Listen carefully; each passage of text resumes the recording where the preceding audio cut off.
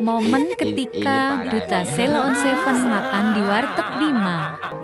Beredar video memperlihatkan Duta tertangkap kamera warganet kala makan di sebuah warung Tegal, warteg, di daerah Sleman, Yogyakarta. Dalam video yang diunggah akun TikTok menantunya _pahamim, memperlihatkan momen Duta yang terlihat asyik mengambil nasi dan lauk di warteg. Selain sederhana karena tak malu makan di warteg, penampilan Duta pun tak kalah mencuri perhatian. Ia tampak santai mengenakan kaos jersey AC Milan dipadu celana hitam, bucket hat warna biru dan sandal jepit.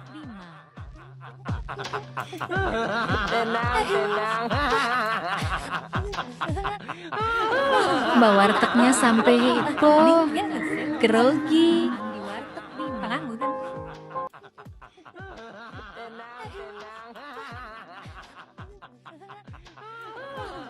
Terima kasih sudah nonton. Jangan lupa like, subscribe, dan share ya.